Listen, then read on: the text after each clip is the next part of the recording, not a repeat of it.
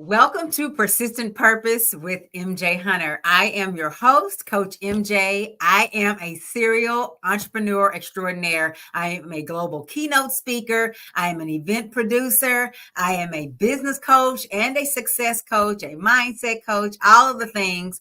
And I am here to help you to pursue your purpose with persistence.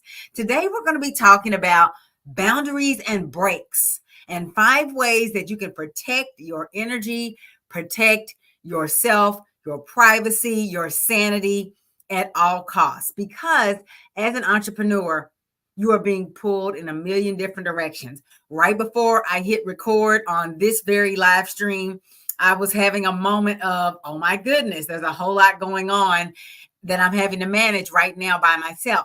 And so as an entrepreneur, we cannot talk about boundaries enough, because it is so easy for boundaries to not even exist, or to be set and then disrespected, dishonored, disappeared. When you have a job, the boundary are the hours of the shift that you work, the hours that the business is open, the amount of work that's expected of you. There are natural boundaries built into having a job, although there are some jobs that can overstep boundaries as well. But when you own a business, there's not an end to what there is to do. You're the front office, you're the back office, especially if you don't have a team.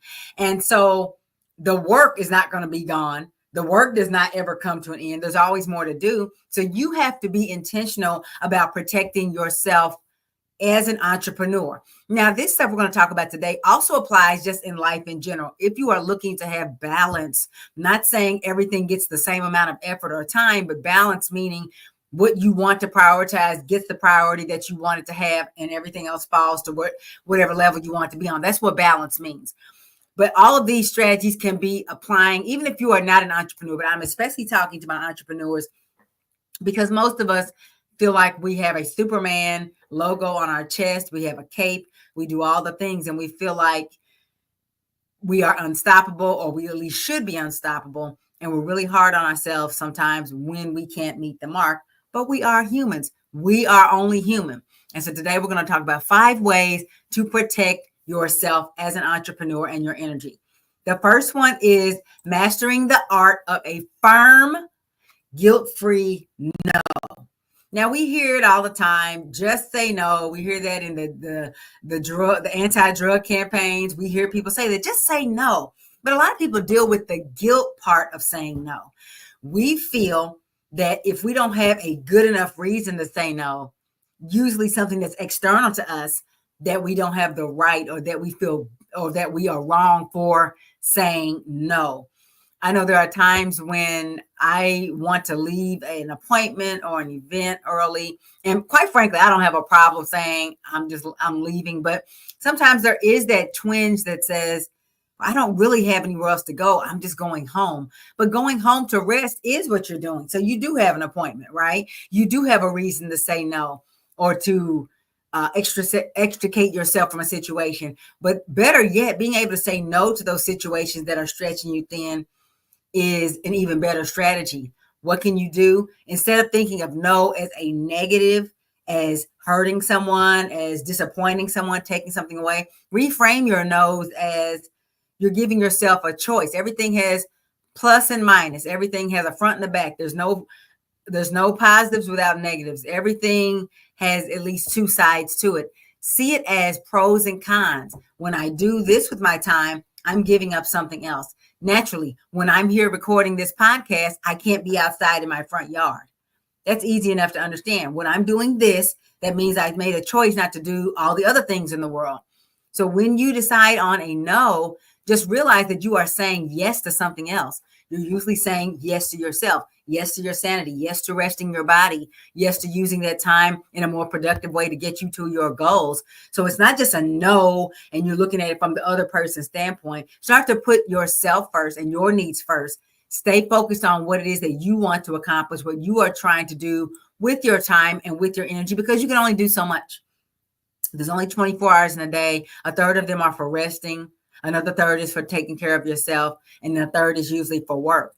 You only have so much time, and you have to be able to honor your own time and needs and what's going to fuel your growth and success. Later on, If you have more time, maybe you can say yes to those things, but you don't have to feel guilty unless you are minimizing yourself. When you truly prioritize and value what it is you're working towards, you don't feel bad saying no because you recognize I'm saying yes to me when I say no to someone else. And you have to put your mask on, as they say on the airplane, before you can put the oxygen mask on someone else. So be sure that you don't feel guilty when you say no because you're not thinking about that other person. There are times you will have to say yes when you'd rather say no. But more often than not, sometimes we can just say no. It might be a social situation. It might be something someone wants you to do to help them. But if you know you're already stressed thin, you're not serving anybody by overdoing it and overextending and wearing yourself down, ending up in the hospital, ending up out of business, whatever the repercussions can be. Look at it as the pros and cons, what you could better be doing with that time, because time is an investment and it's an investment in you. So learn how to have a firm, guilt-free no because you put yourself first and you're not here just to please others. The next one is to guard your energy with a fierceness. This is so good. Setting boundaries to keep negativity away, to keep distractions away, because your glow is off limits. We're going to call this guarding your glow, right? You need to be able to be resilient and unbothered. And the only way to do that is to, first of all, guard what you allow into your ears, into your eyes, and then you're guarding what comes out of your mouth, which is usually a reflection of what went in. What's in your ear, went in your ears, what went in your eyes, it turns over and over like it's in a dryer, a clothes dryer in your brain, and it comes out your mouth. It comes out in your actions or lack thereof. You need to be careful who you're listening to, what you're listening to, what you're watching, who you're watching. Your brain is taking in everything. And this can really come into play when you're talking about loved ones, friends, who you don't want to completely cut off from your life. But sometimes those people are energy drainers. They are positivity drainers. They are dream stealers. They are just a drag, and you never feel better when you get off the phone. You feel worse. And even during the conversation, you can feel your body resisting, like, this person's so negative. This person's always got something bad to say. They're always gossiping or they're always complaining or whatever it is. You have to give yourself permission to not deal with those situations as much. Maybe it's watching the news. Yes, we do have to be aware of what's going on in the world, but that doesn't mean you need a steady diet of it 4, 5, 6, 7 hours a day, and you're reading posts and you're on YouTube. And people, we don't owe them our attention. We don't even owe our attention to commercials. They want us to feel guilty for skipping commercials because the advertisers need your support.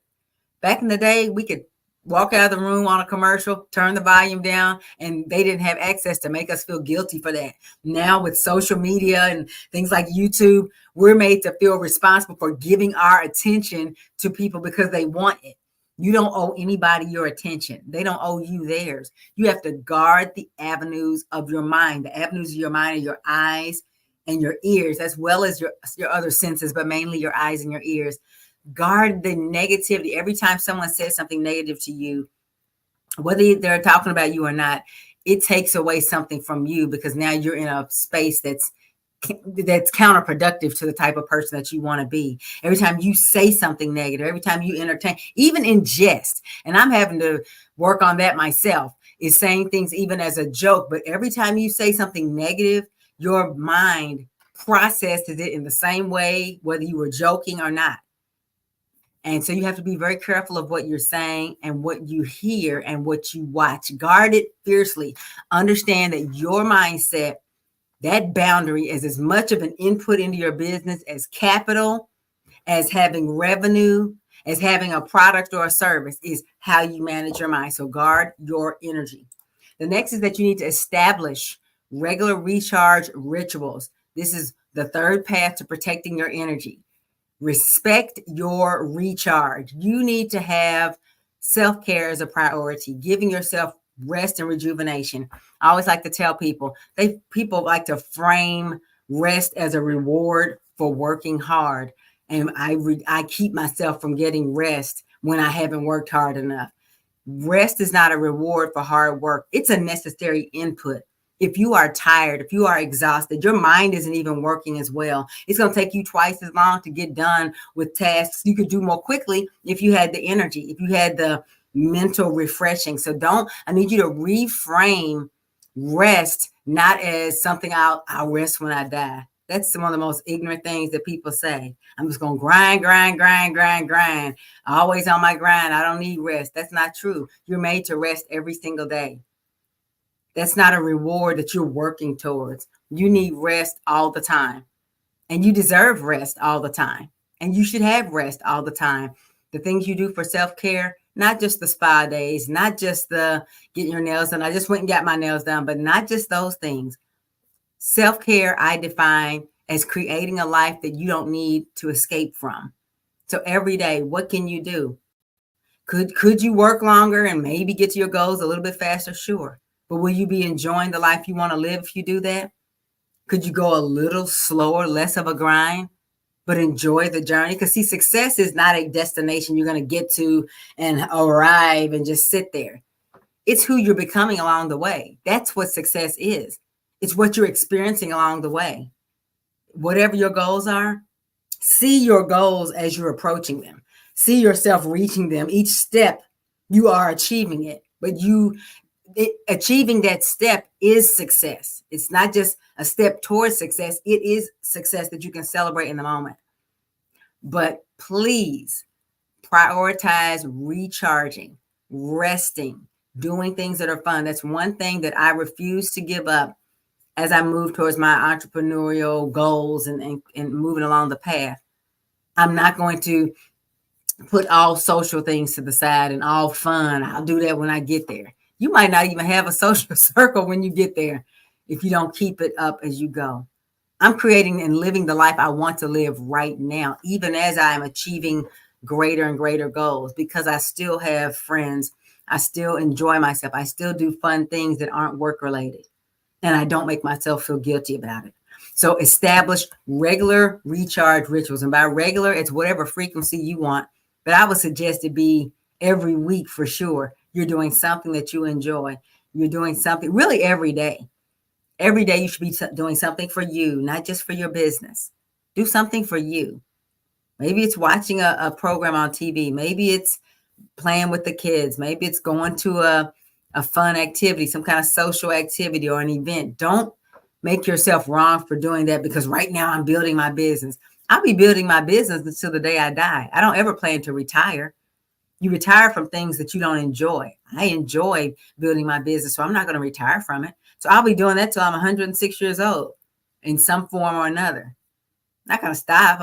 I may keep shifting what I'm doing, but I'm always going to be doing something productive with my life. So if I got to wait till that's over with, I'll never enjoy life. So establish regular recharge rituals. Give yourself permission to enjoy yourself right now and to recharge and to rest.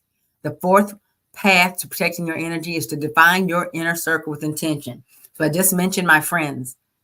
I've been blessed, even in recent times, to connect with a tribe of amazing, amazing friends who make me happy, who uplift, and I can uplift them, who we have fun together. We laugh together. We cry together. We share. There's no competition. There's no cattiness.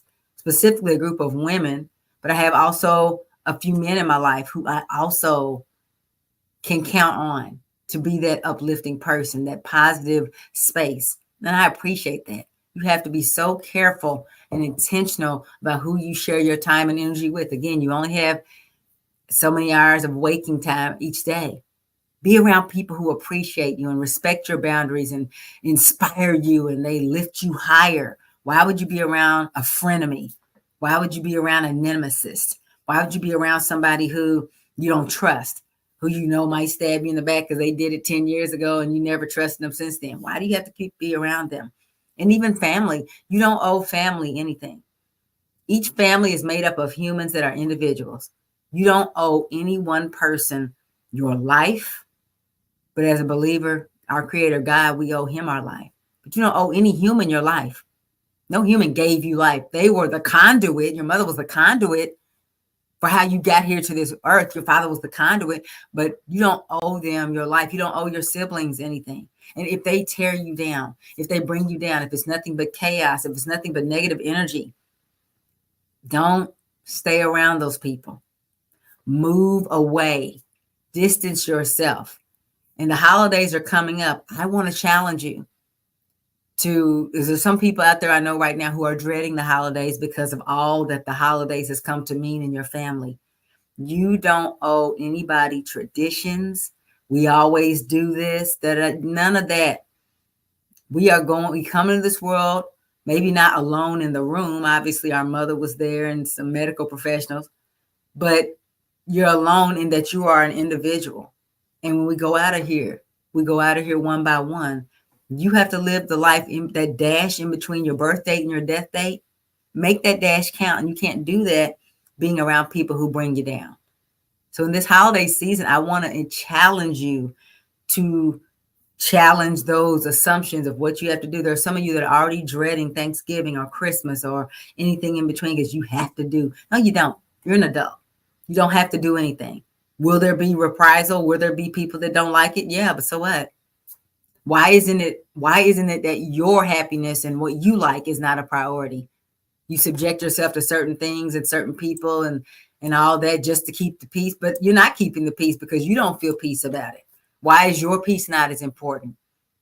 Kind of get off on a tangent there, but I want you to know that your inner circle has to be built with intention, and that includes close family and friends, colleagues, also your inner circle of people whose influence you are under. So I watch a lot of gurus and coaches and success people on YouTube.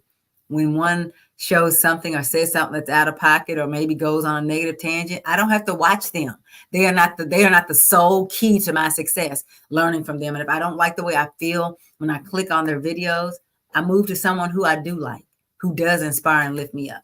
So define your inner circle. They're a part of your inner circle. The people that you watch online, especially if you're trying to learn from them, watch who they are. If they talk a way you don't like, if they behave or dress or whatever, because again, we talked about the windows to your mind. What you look at, what you listen to, you're going to become.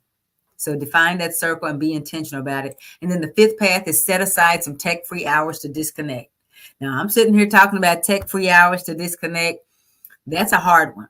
That's a hard one. Our phones are literally growing out of the palms of our hands a lot of times. And it can be hard to disconnect, especially when you run a business, a podcast online, right? And everybody's so interconnected. It can be difficult to put the phone down, to put the laptop down, to put the whatever the device is down.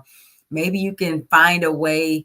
But here's the thing. You need to be able to disconnect from the screens, clear your mind, bring new clarity. Maybe your first step is to figure out times when you can disconnect from certain types of media. Maybe you have a day when you don't get on YouTube or you don't get on Facebook. So but you still use the phone for other things.